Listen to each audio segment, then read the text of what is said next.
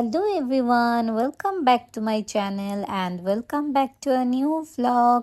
আজকে প্রায় 2 মাস পর আরো একটু বেশি হয়ে গিয়েছে এতদিন পর আপনাদের সাথে এবারের কালী পুজোর ব্লগটি শেয়ার করতে আসলাম। অনেক বেশি দেরি হয়ে গিয়েছে কিন্তু এই ব্লগটা আপনাদের সাথে শেয়ার করে জাস্ট মেমোরি হিসেবে রাখতে চেয়েছিলাম।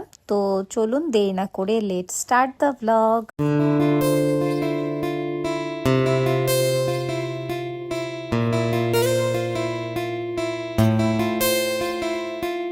এবারে কালী পুজোর প্রথম দিন পড়েছিল 31শে অক্টোবর 2024। সেদিন উপোস রেখেছিলাম আর সেদিন যেহেতু দীপাবলি ছিল তো এখানে মা সন্ধ্যার দিকে সব আয়োজন করছিল আর আমি স্নান করে এসে এই শাড়িটা পরে নিয়েছিলাম। শাড়িটা কিন্তু অনেক বেশি সুন্দর আর এই শাড়িটা মা কিনেছিল দুর্গাপূজার সময় আর আমি সেদিন পরেছিলাম। তারপর এখানে মামা বাজি টাজি নিয়ে আসছিল তো আমি এগুলো একটু দেখছিলাম। তখন সন্ধ্যা প্রায় 6টা সাড়ে 6টার মতো বেজে গিয়েছিল। তো এখানে আমি প্রথমেই কালারফুল মোমবাতি সব জায়গায় ধরিয়ে দিব। তো এর জন্য আমি বারান্দাতে, তারপর আমাদের ঘরের একদম সামনে সব জায়গাতেই মোমবাতি প্রথমে ভালোভাবে সেট করে এসেছি। তারপর এখানে আমি প্রদীপগুলো ধরিয়ে নিলাম আর মা এখানে নিয়ে গেল সবকিছু আর আমিও সবকিছু একসাথে নিয়ে গেলাম একদম সামনের রুমে। সামনে আমি একদম প্রদীপগুলো নিয়ে গিয়েছিলাম আর ওগুলো দিয়েই তারপর সবগুলো মোমবাতি এখানে জ্বালিয়ে দিচ্ছিলাম আর দেখতে তো খুবই খুবই সুন্দর আর কালারফুল লাগছিল। এই তো দুয়ারটা সাজানোর পর এত সুন্দর লাগছিল। তারপর বারান্দাতেও আমি এভাবে ধরিয়ে দিয়েছিলাম যেন না পড়ে, তার জন্য ভালোভাবে সেট করে দিয়েছিলাম। এরপর এখানে আমরা কলার ডাগাতে সরিষার তেল লাগিয়ে তারপর প্রদীপের শীষে এখানে কালি উঠে নিলাম। তারপর এখানে আমি ভগবানকে প্রদীপ দেখিয়ে নিচ্ছিলাম আর তখন তো রাত্রের পূজা শেষ হয়নি, তো এই জন্য আমি প্রথমে প্রদীপ দেখিয়ে নিই, তারপর মাই পুজোটা দিয়ে ফেলে। তারপর এখানে আমরা সবাই মিলে বাজি ছিটাচ্ছিলাম আর আমাদের ছাদ যেহেতু খোলা হয় না তাই আমাদের ফ্লোরের বারান্দাটাতেই আমরা বাজি ছিটাচ্ছিলাম সবাই মিলে।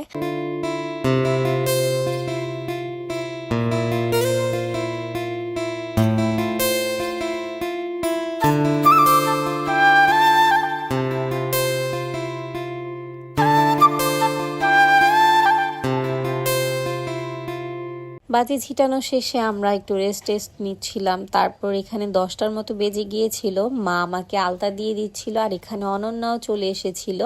তারপর মা ওকেও একটু সেট করতে হেল্প করছিল আর এখানে আমিও রেডি, আমরা সবাই রেডি। মা আমাকে আর অনন্যাকে সুন্দর করে আলতা দিয়ে দিয়েছিল কারণ আমরা দুজনই সেদিন উপোস ছিলাম। আমি আর অনন্যা যেহেতু অঞ্জলি নিব তো আমরা সবাই মিলে মন্দিরে চলে যাচ্ছিলাম। তখন অনেকটাই রাত হয়ে গিয়েছিল, প্রায় 11টার মতো বাজে। তো আমরা একদম আমাদের বাসা থেকে বের হয়ে প্রথমে বঙ্কবিহারী মন্দিরেই চলে গেলাম আর সেখানেই আমরা অঞ্জলি নিব ভেবেছিলাম। এরপর এখানে গিয়ে এবারে থিমটা এত সুন্দর হয়েছে, মায়ের মূর্তি 2টা ছিল এবং 2টাই অনেক সুন্দর হয়েছে আর এখানে পূজা মাত্রই বসেছিল, তো এর জন্য আমরা আরেকটু সামনে হেঁটেই তারপর ছোট মামারা মিলে যে পূজাটা করে এটাতে চলে গেলাম আর এটার ডেকোরেশন অনেক বেশি সুন্দর হয়েছিল। এখানে সবচেয়ে বেশি ভালো লাগে যে তারা প্রতি বছরই এখানে একটা ফটো বুথ রাখে যেন সবাই মিলে এসে এখানে ছবি টবি তুলতে পারে। তারপর আমরা প্রথমেই ভেতরে চলে গেলাম এবং মায়ের দর্শন শেষে দেখলাম যে এখানে মাত্রই মায়ের চক্ষুদান করা হচ্ছে, তো এই জন্য আমরা ভাবলাম যে একটু পুজো দেখেই যাই।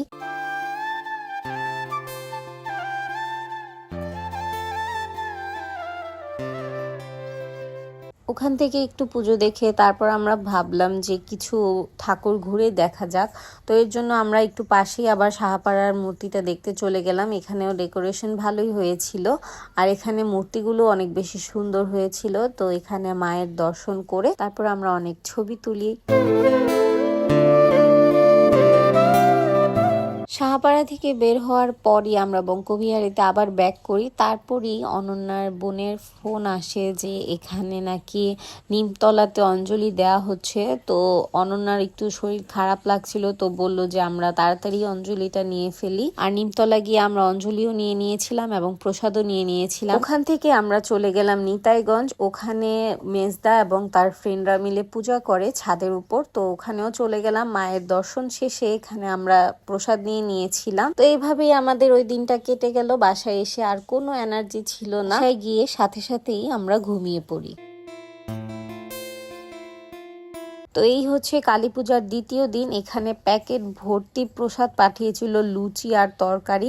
মামারে যেখানে পূজা করে ওখান থেকে পাঠানো হয়েছিল। তো আমরা এখানে সবাই মিলে লুচি আর তরকারি খেয়ে নিলাম, তারপর রেডি হয়ে গেলাম কারণ আজকে বের হব। সেদিন আমাদের প্ল্যান ছিল আমরা বের হয়ে তারপর যেই ঠাকুর দেখতে পারিনি, যদিও আমরা গত দিন মাত্র 4টা ঠাকুরই দেখতে পেয়েছিলাম, তো বাকি সবগুলো দেখবো। তো প্রথমে এখানে বঙ্কবিহারীতেই চলে গেলাম কারণ আমাদের বাসা থেকে একদমই কাছে। ওখানে দর্শন শেষে এখানে আমরা মিনা বাজারে চলে এলাম। এটা হচ্ছে গোপীনাথ জিওর আখড়া, আর এখানেও খুব সুন্দর হয়েছিল। ওখান থেকে একটু সামনেই আমরা নৃসিংহ মন্দিরে চলে যাই, আর এখানে অনেক বেশি ভিড় ছিল আর মন্দিরের শুরুর দিকটা একটু চাপা, তো এর জন্য অনেক বেশি ভিড় লাগছিল।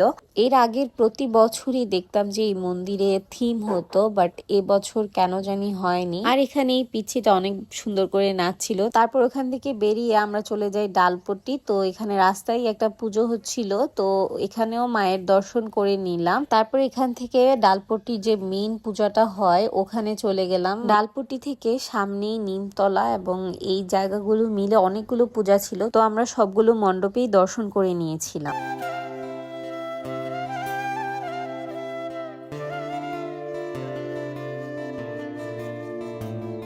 ওইদিকে সবগুলো মন্দির দর্শন শেষে এখানে আমরা হাঁটতে হাঁটতে চলে যাই বলদেবের মন্দিরে। এখানে তো বাৎসরিক পূজা হয়, তো এখানেও মায়ের দর্শন করে দিক থেকে কাচারি গলি হয়ে তারপর নিতাইগঞ্জের যত পূজা মণ্ডপ ছিল এর মধ্যে প্রায় যতগুলোই আমাদের চোখে পড়েছে সবগুলোই আমরা দর্শন করেছিলাম সেদিন। কাচারি গলি এই মন্দিরে গিয়ে ঘুরে একটু নেচেছিল, ও তো এভাবেই নাচতে অনেক বেশি ভালোবাসে। তারপরে এখানে আমরা নিতাইগঞ্জ গিয়ে আমরা একটু খাওয়া দাওয়া করলাম। এখানে চিপস, আইসক্রিম, কোল্ড ড্রিঙ্কস এগুলো আমরা হালকা পাতলা খেয়ে নিলাম এবং এরপর আবার মায়ের দর্শন শুরু করে দিলাম।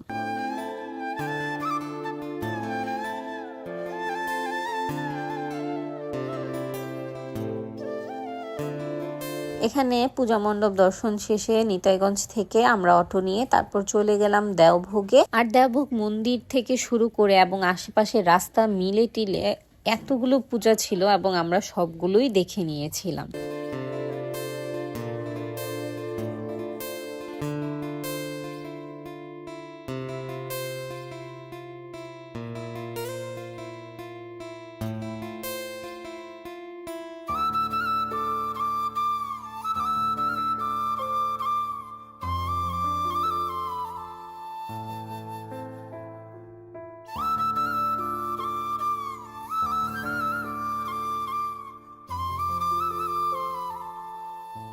দেবভোগ থেকে নতুন পালপাড়া অব্দি পুজো দেখে এর সামনেই অনুকূল চন্দ্রের মন্দিরে চলে গেলাম। আর এইখানে গিয়ে ডেকোরেশনটা খুবই সুন্দর হয়েছিল আর এখানে অনেক ছবি তুলেছি, কিন্তু এখানে এত ভিড় ছিল যে আমরা ওটাতে যেতেই পারিনি। এই মন্দিরে এতই ভিড় থাকে সবসময় যে এটাতে আমরা কোনোবারই যেতে পারি না। তাই ওখান থেকে আমরা আরেকটু সামনে চলে গেলাম এবং ওখানে একটা রাস্তায় পূজা মণ্ডপ ছিল, ওটা দর্শন করে তারপরে একদম উকিলপাড়া চলে আসি এবং উকিলপাড়া থেকে দর্শন করে আমরা অটো নিয়ে মামারা যে পূজাটা করছিল সেখানে চলে আসি। আর এখানে সবাই মিলে নাচানাচি করছিল, আমরা সবাই মিলেও একটু নাচানাচি করলাম। তারপর এখান থেকে বের হয়ে আমরা এখানে ছবি তুললাম। ছবির জায়গায় অনেক বেশি লাইন ছিল। যাই হোক, সেদিনের মতো আর হাঁটার শক্তি পাচ্ছিলাম না আমরা কেউই, তাই বাইরে ফুচকা দেখে তারপর ফুচকা খেয়ে বাসায় গিয়ে ঘুম দিই।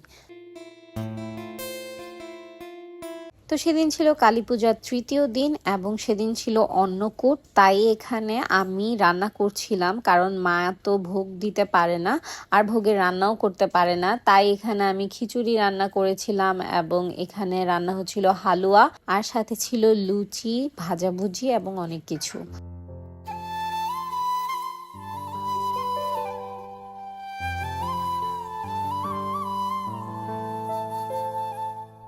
এখানে সবকিছু বেড়ে নিয়ে তারপর আমি ঠাকুরের কাছে ভোগ নিবেদন করে দিই।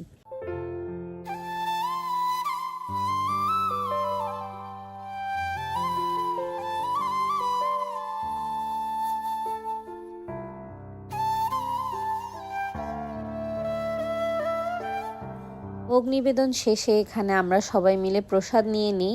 আর সেদিন আরেকটি স্পেশাল ডেও ছিল, সেটা হচ্ছে আমার মায়ের জন্মদিন। তাই আমি বাইরে কিছু কাজ আছে বলে বের হয়েছিলাম, আর ওখান থেকে আমি কালী মন্দিরে দর্শন করে নিই। কালী মন্দির দর্শন শেষে চাষারা গিয়েছিলাম কেক টেক কেনার জন্য। তো ওখানে আমি আরেকটা মণ্ডপ দেখতে পাই, তো ওখানেও আমি একটু দর্শন করে নিই। বাসায় এসে মাকে কেকটা দিলাম আর মাকে একটু সেজে গুজে নিতে বলেছিলাম। তারপর মা একটু সাজুগুজু করে নিয়েছিল। এরপর মায়ের ছবি তুলে এবং আমরা সবাই মিলে ছবি টবি তুলে তারপর এখানে মাকে বসিয়ে দিলাম কেকটা কাট করার জন্য। মায়ের সাথে সাথে আমরাও রেডি হয়ে যাই বের হব বলে। তো সেদিন বড় মামি আর বের হয়নি, আমি, মা, গুড়িয়া এবং ছোট মামি আমরা সবাই মিলে বেরিয়ে যাই।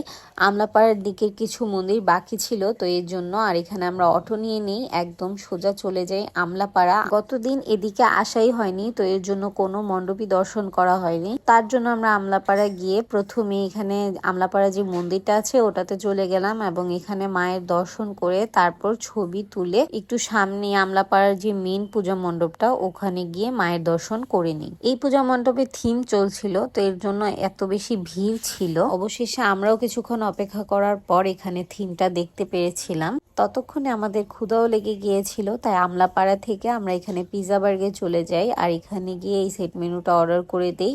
আর বাসায়ও ভুট্টুর জন্য পার্সেল নিয়ে এসেছিলাম। আমরা ওখান থেকে খেয়ে দিয়ে প্রায় 11টার বেশি বেজে গিয়েছিল আর সব রেস্টুরেন্ট মোটামুটি বন্ধ হয়ে গিয়েছিল। তাই আমরা সেদিন ডিসিশন নিলাম যে এখান থেকে আর কোথাও যাব না। আর রাস্তায় এখানে দেখছিলাম যে অলরেডি একটা মূর্তি বিসর্জন করতে নিয়ে যাচ্ছিল, আমরা ওই দিক থেকে বাসায় চলে যাই।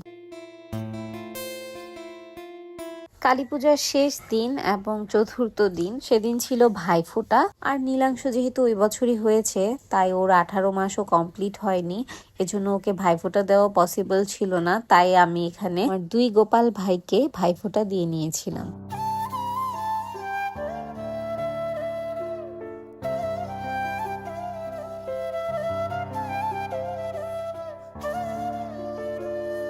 নীলাংশর 1 বছরের জন্মদিন ছিল পরের দিন, মানে 4 তারিখে, কিন্তু পরের দিন ছিল আমাদের নিরামিষ। তাই আমরা ওর বার্থডেটা সেদিনই সেলিব্রেট করে নিব ভেবেছি। তো এর জন্য আমরা সবাই রেডি হয়ে তারপর চলে গেলাম ডাইনিং লঞ্জে। এখানে আমরা সবাই মিলে খাওয়া দাওয়া করে নিয়েছিলাম এবং খাওয়া দাওয়া শেষে আমরা সবাই মিলে অনেক অনেক ছবি তুলি এবং নীলাংশরও অনেক ছবি তুলে দেই। এরপর আমরা ওখানে কেকটা কাট করে নিয়েছিলাম এবং কেক খাওয়ার মতো আমাদের কারোই পেটে জায়গা ছিল না, তাই আমরা সবাই বাসায় কেক নিয়ে এসে পড়ি এবং বাসায় কেক খেয়ে নিয়েছিলাম। ডাইনিং লঞ্চ থেকে বেরিয়ে আমরা ভেবেছিলাম যে একটু দেখবো, কারণ সেদিন সব দশমী হবে, কিন্তু আমরা আর যাইনি দশমী দেখতে। তারপর ওখান থেকে আমরা বাসায় চলে যাই। তো এইভাবেই আমাদের এই বছরের কালী পুজোটা কেটে গেল। আমরা অনেক বেশি এনজয় করেছি প্রত্যেকটা দিনই। তো আজকের ব্লগটি এ পর্যন্তই, দেখা হচ্ছে নেক্সট কোনো ব্লগে। সে পর্যন্ত সবাই ভালো থাকবেন, টাটা।